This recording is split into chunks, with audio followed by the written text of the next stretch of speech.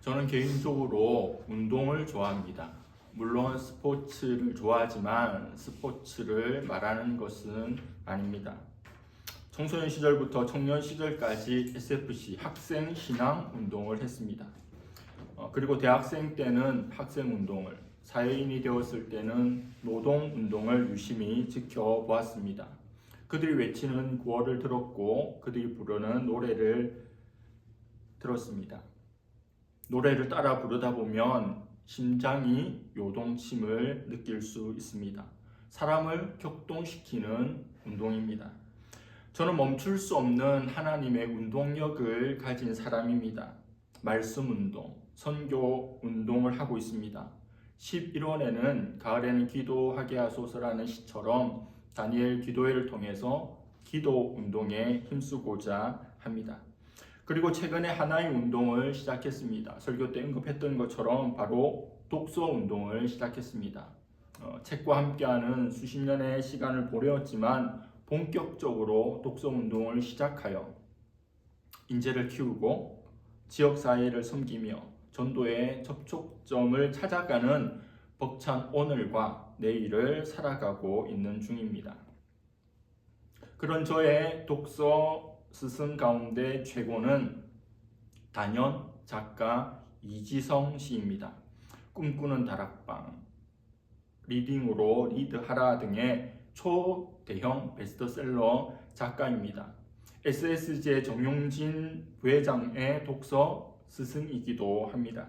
그는 특별히 고전 읽기를 통해서 한 사람을 변화시키고 그 사람을 깨우는 것을 사명처럼 여기고 그렇게 살아가고 책을 쓰고 있습니다. 그런 그가 지금까지 읽었고 그리고 앞으로도 계속 읽게 될 평생 읽을 책 두 가지를 말하는데 첫 번째는 성경이고 두 번째는 공자의 논어입니다. 성경은 하나님을 만나기 위해서 읽고 논어는 인간 세상의 삶을 위해서 읽는다고 이야기합니다. 바로 그 책 논어 하기편 1장에 이런 말이 나옵니다. 하기 시습지 불역열호 배우고 또한 익히니 어찌 기쁘지 아니한가. 두 번째 유붕자원방내 불역 낳고 벗이서 멀리서 찾아오면 이 또한 기쁘지 아니한가.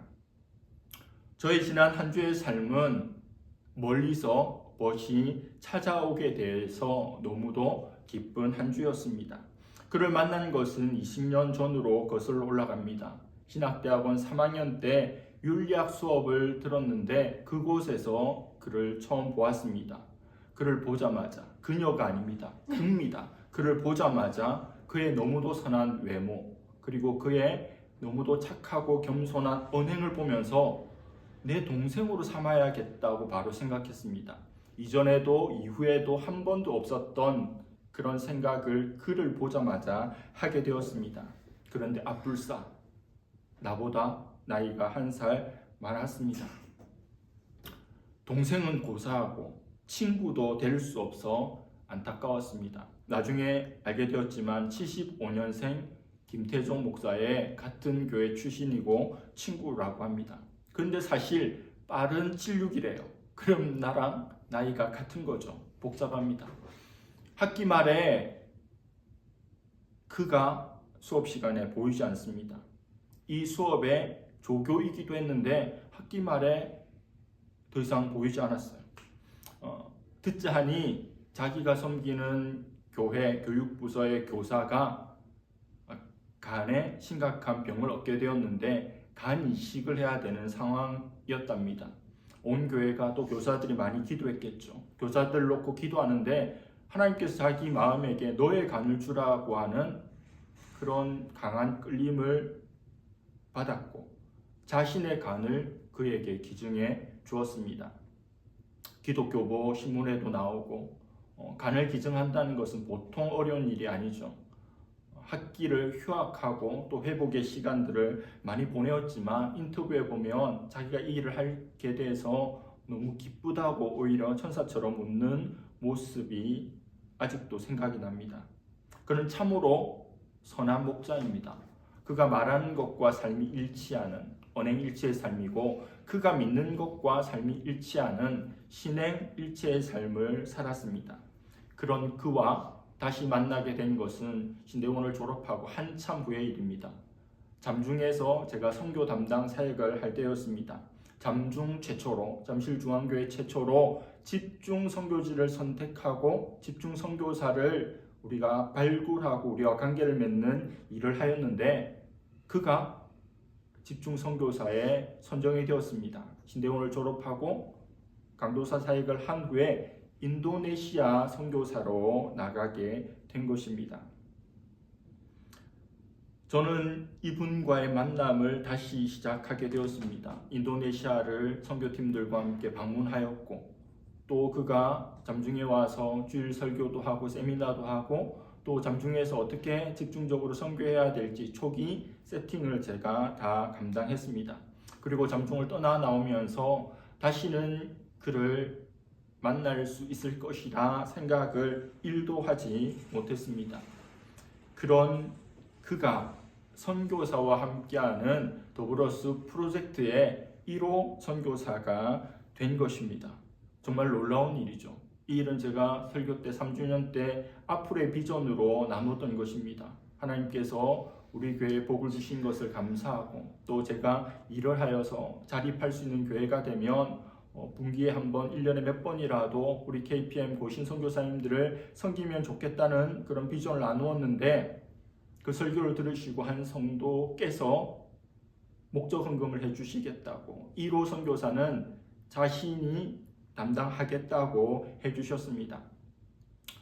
제 생각은 내년 그 어느 때였는데 하나님께서는 그분을 통해서 헌금하게 하셨고 제가 국내에 있는 선교사들이 누구인지 곧 들어오실 분이 누구인지를 수소문하는데 감사하게도 본인의 일정보다 하루 빨리 들어오게 된 그분이 저한테 반응을 해 주었습니다. 그런데 감사하게도 목적 헌금을 한 그 성도가 누군지 몰라도 헌금을 하기로 했는데 자기가 아는 선교사예요. 자기가 인도네시아에 가서 선교했고 그의 가정에 세세한 것까지 잘 아는 선교사여서 모두가 감사한 시간이었습니다. 이 선교사 이름은 박종덕 선교사입니다.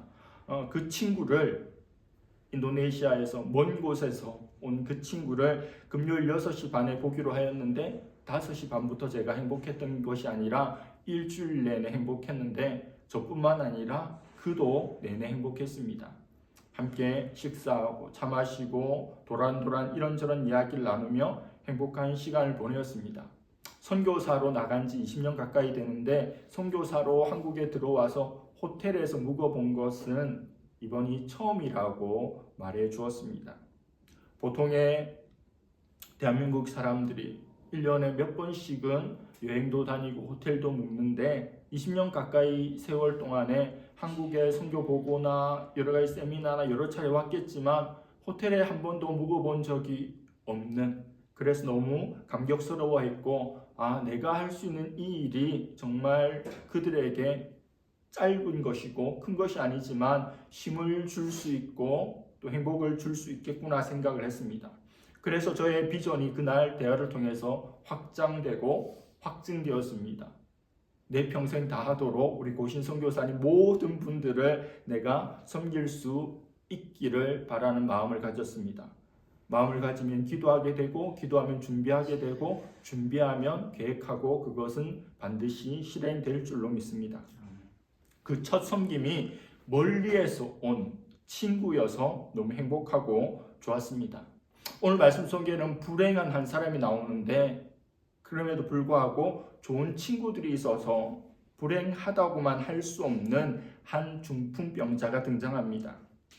예수님께서 가버나움의 어느 지역에 오셨습니다. 예수님의 소문이 그 지역에 먼 곳까지 일파만파 퍼졌기에 이미 수많은 사람들이 예수님께 몰려왔습니다. 어떤 집에 들어갔는데 그 집 문 앞에라도 갈 수 없을 정도로 수많은 사람들이 운집했습니다.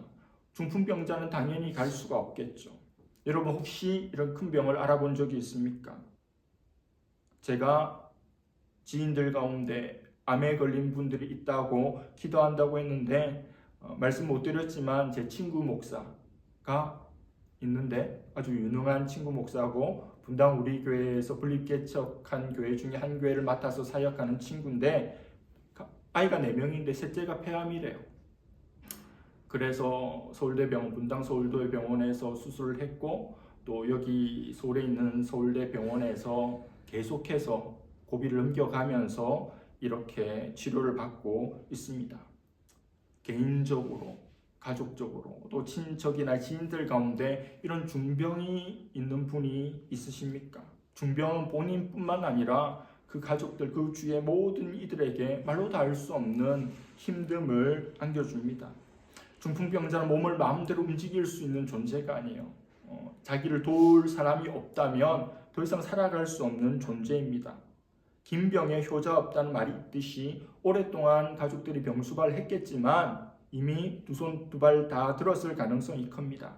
그러기에 그의 친구들이 등장하게 된 거죠. 욥이 어려움을 당하였을 때 많은 친구들이 찾아옵니다. 위로하기 위해서 찾아오고 그와 대화하기 위해서 찾아옵니다. 그런 욥의 모습을 보면서 넌 하나님의 벌을 받았다라고 예전에 그 좋았던 관계의 친구들이 욥을 향해서 말하는 것, 그것이 어쩌면 당연한 겁니다. 긴 시간 동안에. 그리고 눈앞에 펼쳐진 것을 보면서 그 병자의 편에 설 사람은 생각보다 적은 겁니다. 중풍병자에게는 친구들이 있었는데 그 친구들이 이 중풍병자를 예수님께로 인도하는, 데려가는 놀라운 일이 일어나게 된 거죠. 3절입니다. 사람들이 한 중풍병자를 4사람에게 메워 가지고 예수께로 올세. 당시 중풍병은 죄를 지어서 하나님께 벌을 받았다고 여겨지는 병입니다.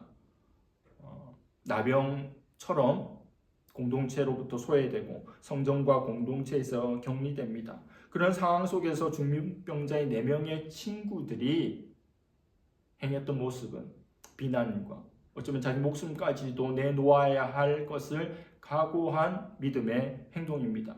이 중풍병자 1명을 살리기 위해서 4명의 친구가 협력해서 행했던 이 일엔 4가지 특징이 있습니다. 첫 번째는 긍휼과 사랑으로입니다.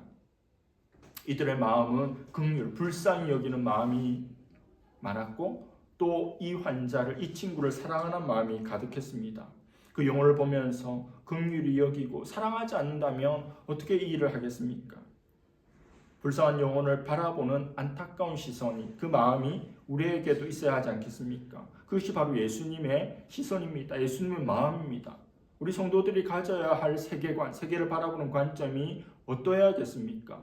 예수님과 같아야 되겠죠. 예수님의 시선을 가지고 예수님의 심정을 가지는 겁니다. 어떤 일을 보면서, 어떤 사람을 보면서 예수님을 어떻게 판단하실까? 예수님을 어떻게 여기실까?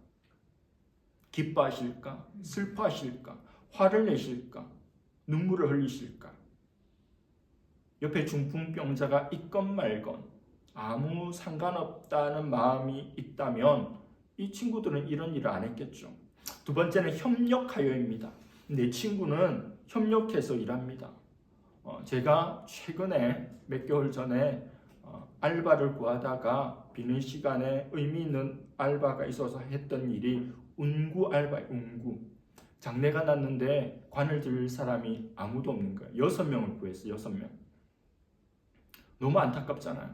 자기 어머니를 보내드려야 하는데 너무너무 가난하고 지인도 없어서 당근에 그 운구할 사람 6명을 구하는 겁니다. 까만 옷만 입으면 된다는 조건이 있었지만 경쟁률도 높았지만 저는 까만 정장에 넥타이에 검정 구두까지 신고 가겠다고 해서 바로 발탁이 됐어요. 그리고 딱 갔더니 상주하고 나하고만 그런 복장이었어요. 운구하는 짧은 순간이지만 돌아가신 분이 얼마나 무겁겠어요. 그런 관리의 무게가 있지만 천천히 조심해서 모셔야 하잖아요. 중풍병자는 죽은 존재가 아니라 살아 있습니다. 4사람이 양쪽에서 들고 천천히 이동해야 돼요. 협력해서 한 걸음씩 나아갑니다. 오랜 시간이 걸렸겠죠. 어떤 일을 천천히 한다는 것은 더 많은 힘이 드는 거예요. 협력해서 나아갑니다. 우리도 힘을 합해야겠죠. 그래야 큰 일을 감당할 수 있습니다. 지난주에 광화문 12.7 집회에 다녀왔는데 제 가슴에 뭉클했던 것은 사람들이 너무 많아서 이쪽으로 저쪽으로 밀려가면서 비를 맞아가면서 이동을 하는데 수많은 사람들이 그곳에 나왔다는 것이고 어린 아이들까지도 데리고 왔다는 거예요. 어느 곳에서 왔는지 어떤 교단인지 그게 중요하지 않아요. 이 중요한 일에 동참하는 함께하는 그 성도들을 보면서 가슴이 뜨거워지는 것을 느꼈습니다. 우리가 협력하고 있노라고. 세 번째는 어려움을 극복하고입니다. 예수님께 나아가는 데는 어려움이 있죠. 중풍병자, 하나님께 벌을 받았고 부정하다 여겨질 수도 있고 또 수많은 사람들이 운집하고 있어서 감히 가까이 갈 수 없는, 집으로 들어갈 수도 없는 정도의 상황입니다. 그런데 이들은 이 어려움을 어떻게 극복합니까? 예수님의 계신 그 집 옥상으로 올라가서 집의 지붕을 뜯기로 결정합니다. 얼마나 창조적인 일입니까? 남의 집이에요. 허락받은 것도 아닙니다. 계단을 통해서 지붕으로 올라가고 지붕은 나무, 집, 흙으로 이루어져 있었는데 오늘날과 같이 쉽게 뜯을 수 있는 것은 아니지만 그래서 매우 무례한 일이고 위험한 일이기도 했습니다. 한번 생각해 보세요. 예수님이 방 안에서 사람들과 이야기하고 있는데 갑자기 위에서 흙먼지가 떨어지더니 뭐지 봤더니 하나씩 없어지고 하늘이 등장하고 4명의 사람이 한 명의 중풍병자를 위에서부터 이렇게 내리는 미션 임파서블 예전에 보면 톰 크루즈가 막 이렇게 하는 장면 있잖아요. 쉬운 일이 아닌데 얼마나 황당했겠어요. 그냥 걸어갈 때도 4명이 협력해서 가는 게 쉽지 않은데 위에서 중풍병자를 내리는데 한쪽만 잘못해도 뚝 떨어지지 않겠습니까? 중풍병이 더해서 돌아가거나 못 돌아갈 수도 있는 상황이에요. 기가 막힌 상황이죠. 이 친구들은 어떤 어려움이 있어도 어떤 문제가 있어도 내 친구를, 이 환자를 반드시 예수님께 데려가야 되겠다, 보여줘야 되겠다, 그 마음이 있었습니다. 이 친구를 제발 좀 고쳐주세요, 제발 좀 봐주세요 하는 마음이, 그 절박함이 그들에게 있었던 겁니다. 마지막 4번째는 가장 중요한 것인데 위대한 믿음으로입니다. 그곳에 예수님과 예수님을 따르는 말씀을 듣고자 하는 이들도 있었지만 예수님이 나병을 고치신 이후부터 예수님은 종교 지도자들에게, 서기관들에게 요주의 인물이 됐죠. 이제 예의주시하고 있습니다. 예수님을 책잡으려고 지켜보고 있어요. 그러나 중풍병자들은 그 예수님께 이 친구를 살려주십시오라고 하는 확신을 가지고 하는 거죠. 살려주시면 좋고 안 주셔도 어쩔 수 없고 정도가 아니에요. 데려가면 낫게 된다, 데려가면 고쳐주실 거라는 확신이 있기 때문에 그 정도 하는 거예요. 우리 애들한테 내가 이 정도 돈을 투자해서 서울대 의대를 간다든지, 이 정도 돈을 투자해서 로스쿨에 합격한다든지, 이 정도 돈을 투자해서 삼성전자에 취직한다든지 라고 하는 보장만 있으면 5천이든 1억이든 여건만 되면 투자하지 않겠습니까? 확신한 일은. 남의 집 지붕을 뜯어내고 어렵게 그 환자를 내려놓는 것은 확신이 있다는 거예요. 고쳐주실 확신. 우리는 그것을 믿음이라고 이야기합니다. 서기관들이 책 잡으려고 보고 있는 그 현장에 4사람의 믿음이 이 일을 하고 있다는 거예요. 순전하고 위대한 믿음입니다. 그러자 어떤 일이 일어났습니까? 5절입니다. 예수께서 그들의 믿음을 보시고 중풍병자에게 이르시되 작은 자야 내 죄 사함을 받았느니라 하시니. 놀라운 표현이에요. 예수님이 그들의 믿음을 보시고, 그들 복수입니다. 누구의 믿음이죠? 4사람 친구의 믿음이에요. 중풍병자가 예수님께 나오죠. 많은 병자들이 자신의 믿음으로 예수님께 나옵니다. 혈루증 걸린 여인도 그렇고. 그런데 이 장면에서는 예수님께서 그 중풍병자의 어떠함이 아니라 이 중풍병자를 예수님께 데려오는 4명의 친구들의 믿음을 보신다는 거예요. 이건 구원과 관련돼서 우리가 착각하지 말아야 될 부분이기도 하지만 예수님께서 집중적으로 유의해서 그들의 친구들의 믿음을 헤아려 보신 겁니다. 그들의 친구의 믿음이 참으로 놀랍고 참으로 위대하고 참으로 도전적이고 모험적인 것을 보고는 중풍병자에게 내 죄사함을 받았다라고 선언합니다. 중풍병자의 믿음을 말하지 않아요. 4명의 친구의 믿음을 보고 그 중풍병자에게 제사함을 선포할 정도로 이 4명의 친구들의 믿음과 그 마음을 예수님께서 얼마나 귀하게 여기셨으면 이런 말을 하셨을까요? 친구들의 헌신으로 말미암아, 친구들의 긍휼과 사랑으로 말미암아 천하보다 귀한 한 영혼이 예수님을 만나 죄사함을 받는 기적이, 놀라운 역사가 일어납니다. 이런 역사가 일어나고 있을 때도 한쪽 구석에 있는 서기관들은 흥분하죠. 분노가 올라옵니다. 속으로, 입으로는 표현하지 못하고 분위기상 거기서 어떻게 표현하겠어요? 12.7에서 동성애자가 와서 동성애 최고 이렇게 못하잖아요. 분위기상 거기서 어떻게 그런 말 하겠어요? 예? 속으로 생각합니다. 신성모독이야. 어떻게 사람이 인간의 죄를 용서할 수 있단 말인가? 속으로 생각했어요. 예수님은 다 아시죠. 그들이 흥분하는 데는 이유가 있죠. 사람이 사람의 죄를 없앨 수 없잖아요. 오직 예수님만이, 하나님만 하실 수 있는데 인간이 어떻게 다른 인간의 죄가 사해졌다고 말할 수 있지? 이해가 돼요. 충분히 이해가 돼요. 예수님께서 그들의 생각을 아시고 이렇게 말씀합니다.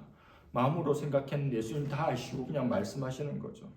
중풍병자에게 내 제사함을 받았느니라 하는 말과 일어나 내 상을 가지고 걸어라 하는 말 중에 어느 것이 쉽겠느냐? 9절입니다. 중풍병자가 있어요. 네 제사함을 받았다라고 말하는 것 1번. 그리고 일어나 걸어라 2번. 어느 것이 쉽겠습니까? 죄사함이 훨씬 더 어렵죠. 죄사함을 말할 수 있는 인간은 아무도 없어요. 중풍병자가 있는데 이 사람이 살아나는 것도 쉬운 일이 아닙니다. 병 낫는 것도 쉬운 일이 아니죠. 그러나 수많은 치유 사역자들이 있죠. 예상치 못했던 과학적으로 설명 안 되는 치유의 일들도 있어요. 그리고 플라시보 이펙트, 위약 효과, 가짜 약을 줬는데도 진짜라고 여기면 또 그 어떤 심리적으로 일어날 수가 있어요. 인간 사회에는 이해할 수 없는, 설명할 수 없는 많은 일들이 일어나요. 기적도 일어날 수 있어요. 기적이 아니어도 일어나는 것처럼 보일 수도 있어요. 그러나 예수님의 이 말씀은 죄사함을 받았다라고 하는 것은 눈으로 드러나지 않아요. 그러나 중풍병자가 고침받는 것은 눈으로 고침받았다, 못 받았다 바로 드러나기 때문에 서기관들이 생각하기에는 중풍병자가 고치는 게 더 어렵지 않나라고 생각할 수도 있을 겁니다. 그러나 어떤 병을 고치고 죽은 자를 살리는 일을 한다 할지라도 그 모든 것을 다 합해도 그걸 다 할 수 있는 존재라 하더라도 죄 사함의 일은 오직 한 분만이 해결할 수 있어요. 우리가 믿는 주님이 바로 이 죄의 문제를 해결하시는 분입니다. 이게 제일 중요해요. 이걸 놓쳐서는 안 됩니다. 오직 예수님만이 하실 수 있는, 오직 구주만이 하실 수 있는 일, 그게 우리 기독교예요. 그게 우리 신앙입니다. 내가 종교를 가지고 행복을 추구한다면 교회 꼭 안 와도 돼요. 내가 종교를 가지고 내 질병이 맞는 거라면, 낫는 일을 추구한다면 어디 숲속에 가 살거나 요가를 하거나 공중부양을 하거나 그렇게 하면 돼요. 종교를 가져서 돈을 많이 벌겠다고 하면 다단계에 가도 돼요. 어떤 이단의 최고 위치에 올라가면 돼요. 그러나 인간의 죄의 문제는 전 인류에 지금 70억이 살고 있고 말할 수 없이 많은 사람들이 이 세상에 왔다가 죽어갔지만 그 어떤 누구도 감히 손댈 수 없는, 감히 말할 수 없는, 말한다 하더라도 감히 사실일 수 없는 그 일을 오직 주님만이 하십니다. 그래서 우리는 이 죄사함의 복음을 전해야 되는 거예요. 단지 병낫기, 단지 행복하기, 부자 되기, 성공하기, 출세하기, 평안하기 그런 정도가 아니라 죄의 문제를 해결하는, 인간의 궁극의 문제를 해결하는 예수님께 나아가야 한다는 것입니다. 마가복음 1장 21절에 아들 낳으리니 이름을 예수라 하라. 이는 그가 자기 백성을 그들의 죄에서 구원할 자이심이라 하니라. 아이가 태어나는데 이름을 예수라고 하라고 딱 정해졌어요. 이 예수의 이름의 뜻은 조슈아, 죄를 사하는, 그 백성들의 죄에서 그 백성들을 구원하는 역할이 바로 예수님이에요. 이 당시 예수라고 하는 이름은 철수와 영희처럼 흔해 빠진 이름이에요. 여호수아, 조슈아. 그런데 이름만 그렇지 그렇게 할 사람은 아무도 없는 거예요. 메시아를 소망하는 마음이긴 하지만 오직 예수님만, 예수 그리스도만이 이 일을 할 수 있습니다. 진정한 치유는 육신의 치유가 아니에요. 영의 치유입니다. 정신의 치유도 아니에요. 영의 치유에 우리 영이 죄사함을 받아야 돼요. 죄사함, 거듭남의 비결. 구원파가 사용해서 너무 좋은 말인데 알러지가 있지만 죄사하고 거듭남의 비밀을 우리는 누려야 합니다. 충만하게 거해야 합니다. 예수님의 복음은 이 땅에서 어떤 문제들을 조금 해결해주고 우리 삶을 조금 낫게 만들어주는 그 정도 차원의 것이 아닙니다. 죄사함의 복음입니다. 그리고 한 가지 더 살펴볼 것은 예수님이 가장 중요한 구원, 영적인 구원을 베푸시고 죄사함을 베풀어 주셨음에도 그 중풍병자의 지금의 니즈, 육체적인 질병을 간과하지 않았습니다. 예수님은 중풍병자에게 내 죄사함을 받았다, 구원받았다고 하시며 이제 돌아가라고 말하지 않았어요. 그렇게 돌아가도 괜찮아요. 육신은 힘들지만 그 영이 구원받았기 때문에. 그런데 그 현재의 고통에 예수님은 나 몰라라 하지 않습니다. 11절 12절입니다.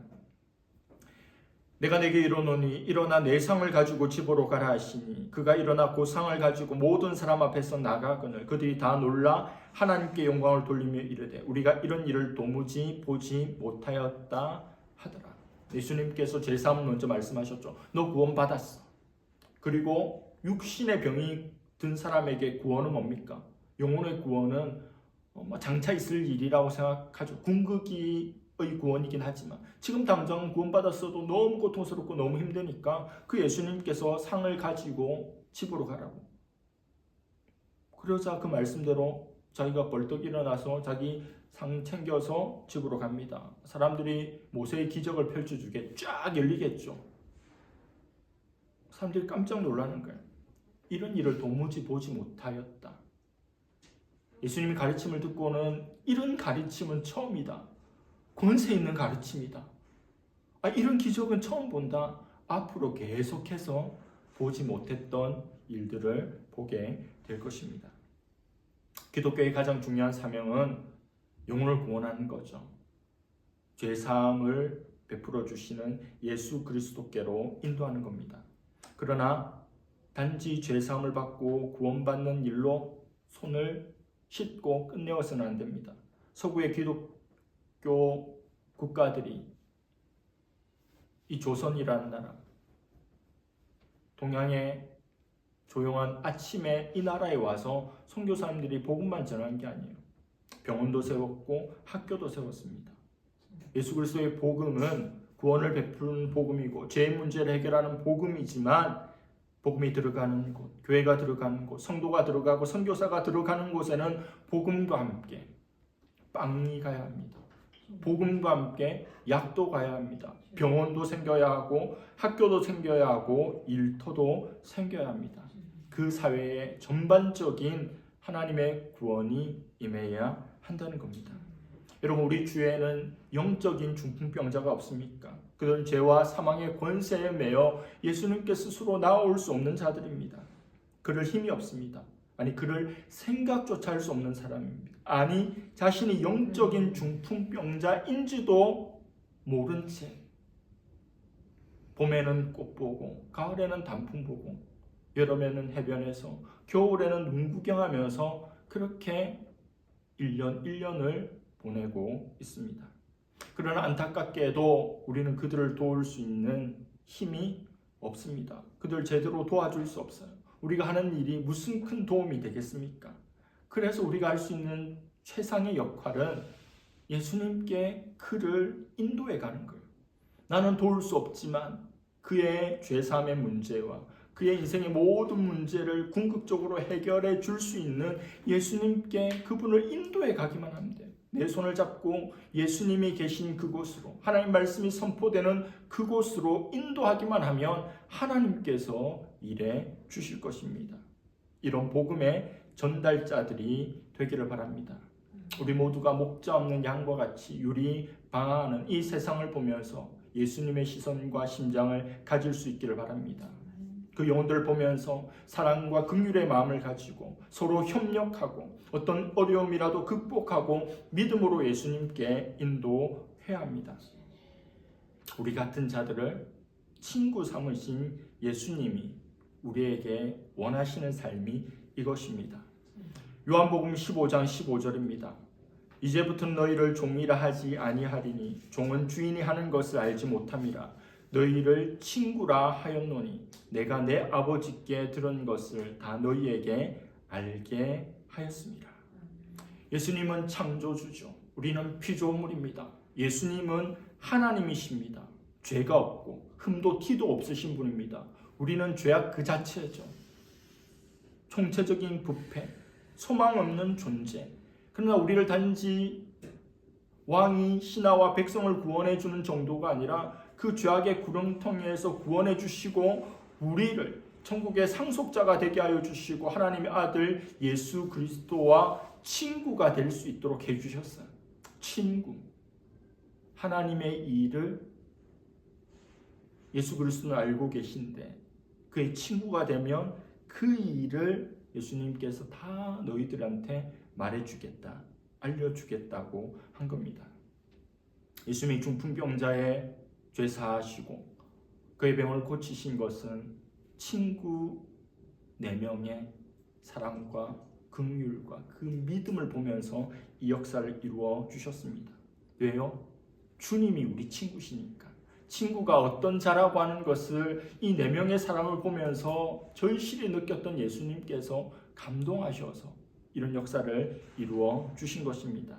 그 주님을 향해 찬송가 369장 죄짐 맡은 우리 구주 어찌 좋은 친구인지 찬양하고 고백할 수 있는 저와 여러분들을 간절히 바랍니다. 기도하겠습니다. 하나님 아버지, 중풍병으로 고통하는 이를 4명의 친구가 예수님께 어렵게 데려감으로 그들의 믿음을 보시고 예수님께서 제삼을 선언해 주시고 또 그 육신의 질병을 고쳐 주시는 말씀을 보았습니다. 하나님, 허물과 죄로 죽은 우리를 살려주셨을 뿐만 아니라 친구로 삼아주신 주님 감사를 드립니다. 예수님의 친구가 되어서 예수님의 시선과 예수님의 심장과 예수님의 손과 발이 되어서 이 세상을 바라보며 예수님이 행하셨던 그 일을 따라하며 흉내내며 주님 부르실 그날까지 주의 뒤를 따를 수 있는 우리 모두가 되게 하여 주시옵소서. 감사드리며 예수님의 이름으로 기도드립니다. 아멘.